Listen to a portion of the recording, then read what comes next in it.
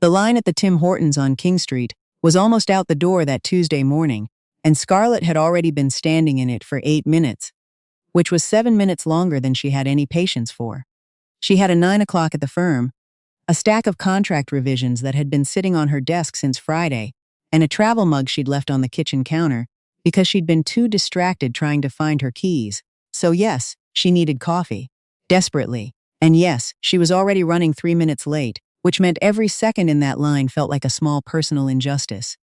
When the person in front of her finally stepped aside and she moved up to wait for her order, she spotted it, the last open table near the window. Small, 2 chairs, afternoon light coming through the glass even at this hour. She set her bag on the chair to claim it, walked 2 steps to grab a napkin, and turned back to find a man in a gray wool coat sliding into the seat across from her claimed spot, completely unbothered, setting down his cup like he owned the place. Scarlett blinked.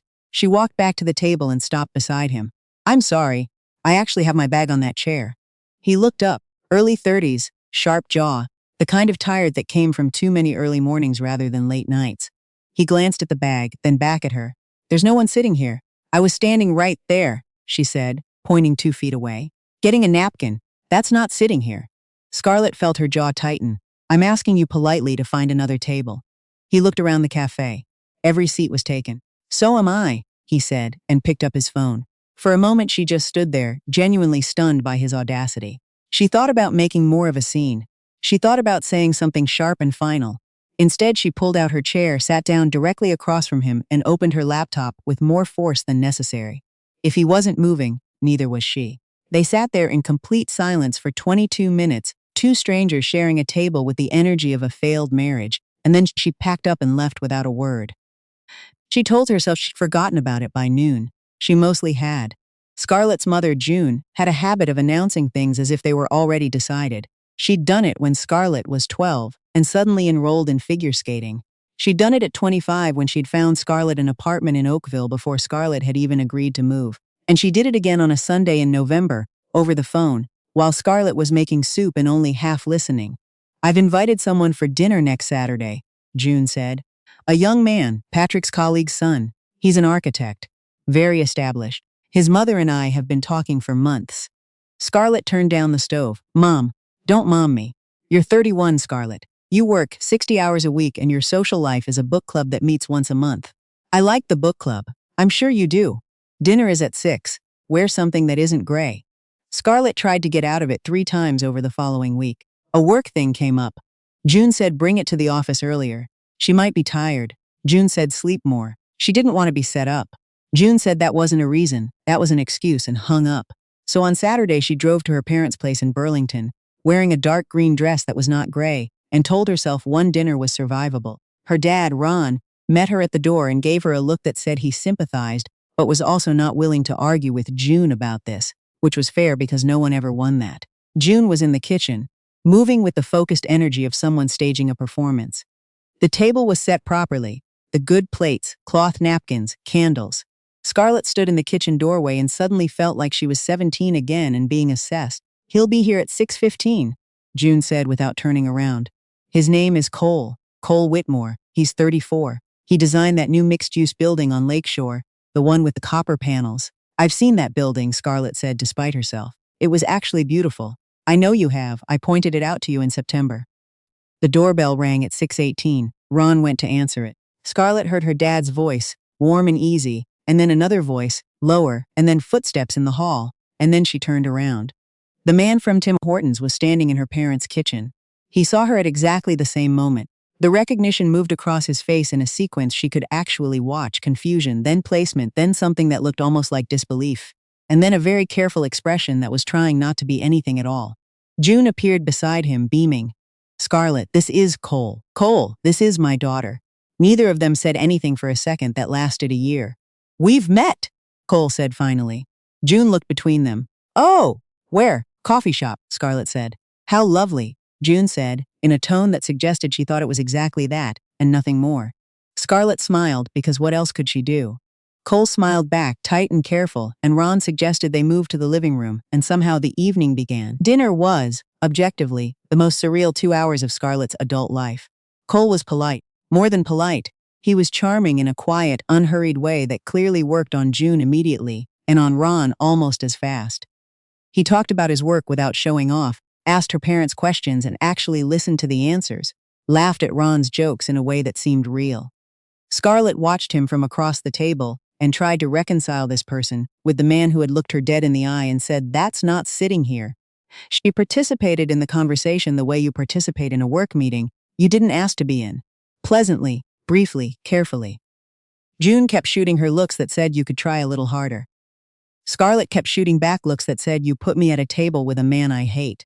After dessert, June and Ron found reasons to be elsewhere. Suddenly June needed help with something in the kitchen. Suddenly Ron remembered a thing in the garage. And it was just the two of them at the table with the candles burning low. Cole turned his coffee cup in his hands. "I owe you an apology." Scarlett looked up. "The coffee shop," he said. "I was rude. I'd had a bad morning and I took it out on a stranger, which isn't something I'm proud of." She hadn't expected that. She'd been bracing him to either pretend it hadn't happened or make a joke of it. An actual apology was not in her scenario planning. "I wasn't exactly warm either," she said, Yes. because that was true. "You were defending a chair you'd already claimed." "That's reasonable. You were tired. That's also human." He looked at her for a moment. "This is an incredibly strange evening." "The strangest," she agreed. And then, without quite meaning to, she laughed. It came out before she could stop it, the absurdity of it, the sheer improbability of sitting here in her mother's dining room with the man from the coffee shop and the candles and the good plates. Cole looked startled for half a second, and then he laughed too, and something loosened between them that had been pulled tight since the moment he walked through the door. June appeared in the doorway and assessed the situation with the precision of someone who'd been listening from the kitchen the whole time. "More coffee?" she asked, looking incredibly pleased with herself. Scarlett did not fall in love with Cole Whitmore quickly. That was important to her afterward, when she told people the story. It wasn't a switch. It wasn't a moment. It was slow and incremental and sometimes annoying. He texted her 3 days after the dinner, just a photo of Tim Hortons with the caption, "I've been keeping an eye on that table." She replied, "It's mine, don't test me." He sent back a laughing emoji. She didn't respond, but she smiled at her phone for longer than she'd like to admit. They had coffee the following week. Just coffee, in a different place, a small independent cafe in downtown Hamilton, where neither of them had history. It was supposed to be an hour. It was closer to 3. They talked about work, her immigration law practice, his current projects, the frustrations of both.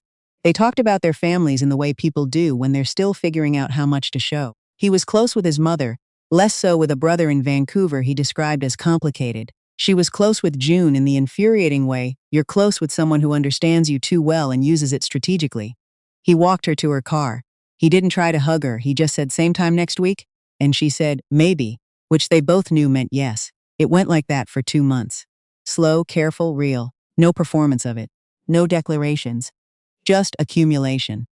The first time he held her hand was at a farmer's market in December, when they'd been walking for an hour and the cold had settled in, and at some point his hand just found hers without announcement. She didn't pull away. They kept walking. Neither of them mentioned it. The first time she thought, "I'm in trouble here," was a Tuesday night, when her deposition ran 3 hours long, and she called him frustrated and exhausted, not expecting much, and he listened for 40 minutes and asked good questions, and at the end said, "Do you want to come over? I'll make pas, nothing fancy." She said no because it was late. She thought about it the whole drive home. Her friend Margot, who had opinions about everything, said, "You like him," after meeting him exactly once at a birthday dinner. Scarlett said she was still figuring it out. Margot said that means yes. June did not say "I told you so" out loud, but her entire energy was saying it constantly. Things were not always easy. That mattered too. Cole had a tendency to go quiet when he was stressed rather than say so, which meant there were evenings Scarlett spent trying to read a silence that might mean nothing or might mean something, and she didn't always have the patience for it. She said so, eventually, not gracefully. In the middle of an otherwise small disagreement about plans that had shifted, she said something closer to "I need you to actually talk to me when something's wrong." And he went quiet for a beat, and then said, "You're right," and then actually talked, which she hadn't fully expected and which made her feel like she owed him credit for. He pushed back on her too, in his way. She had a habit of downplaying how much she was carrying. She'd say she was fine when she wasn't, function through things that deserved to be felt, and Cole noticed faster than most people did. He'd say, "You're doing the fine thing again," and she'd want to be annoyed at him for seeing it, and was usually mostly grateful instead. They had their first real fight in March, about something that was superficially about a canceled trip to Ottawa, but was actually about her needing him to be a priority, and not knowing how to ask for that directly, and him needing her to trust that he was in this fully without constant evidence. It lasted 2 days. It felt, briefly, like it might be the end of something. He showed up at her apartment on the third day with groceries and said, "I don't want to keep fighting. I want to figure this out." She let him in. They talked for 4 hours, and what came out of it was hard to articulate, but felt like they'd moved from one level of knowing each other to another, deeper one. The kind you can only reach by having gone through something and come out still standing. Margot said afterward, "That's how you know it's real." Scarlett thought Margot was annoyingly correct about most things.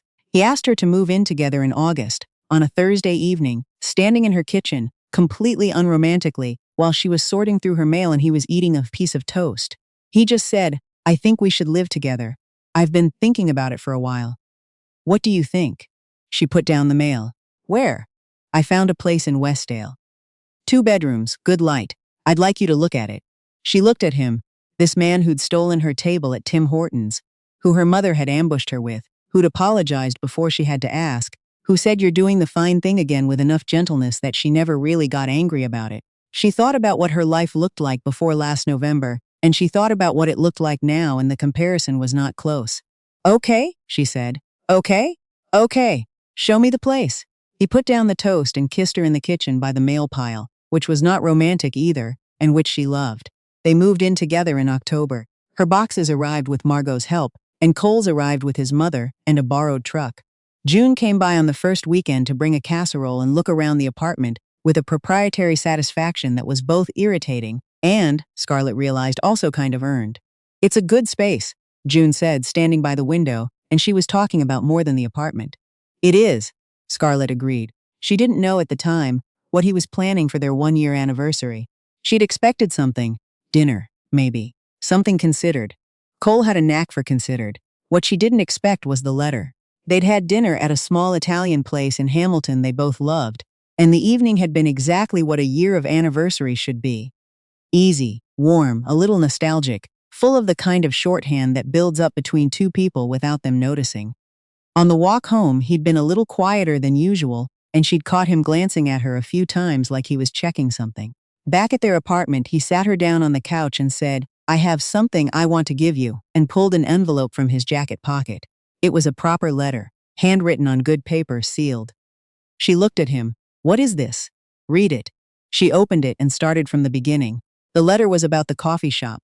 Not about that morning in a broad sense, about the specific detailed memory of it, the coat she'd been wearing, the way she'd stood her ground without raising her voice, the exact moment he realized he'd been wrong, and the fact that he hadn't said so then, and the fact that he'd thought about it afterward more than he'd expected to.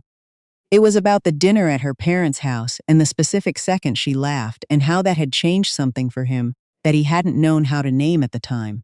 It was about the farmer's market and the walk and the cold, and the Tuesday night she'd been frustrated and he'd said come over, and she'd said no, and he'd spent the next 3 days hoping she'd change her mind about all of it, not just that evening. It was about what the year had been, what she had been in it, what he wanted to ask her. By the time Scarlett finished reading, she realized her hands were shaking slightly, and she'd been crying for a paragraph without noticing it. She looked up. Cole was watching her with the kind of careful attention that meant he already knew what he wanted her answer to be, and was giving her all the room in the world to find it on her own. She thought about June on the phone saying, "Dinner is at 6. Wear something that isn't gray." She thought about herself standing at that table in Tim Hortons, furious at a stranger over a chair, neither of them with any idea what they were walking toward. "Yes," she said before he could say the formal part of it. He exhaled. He'd been holding that breath for a while. "You haven't even heard the question yet," he said. "I know what you're asking," she said. "Yes." He crossed the distance between them, and she pressed her forehead against his, and thought that of all the possible ways a life could have unfolded from an ordinary Tuesday morning at a coffee shop, she never could have predicted this one. And that was the most astonishing thing she'd been given all year. Not the proposal. The fact that she hadn't seen any of it coming. The fact that the best thing in her life had started with a stolen chair and bad timing, and a stranger who looked her in the eye and said, "That's not sitting here." She called June the next morning. June already knew. Of course she did. Cole had called Ron the week before, who had told June, who had apparently sat on the information for 7 days through sheer force of will, which was genuinely the most impressive thing she'd ever done. I just have one thing to say, June said. You're going to say you told me so. I would never. Mom, a pause. I told you so, June said, and Scarlett could hear her smiling, and she was smiling too, and yes, fine, you did. You absolutely did. And this time she didn't even mind.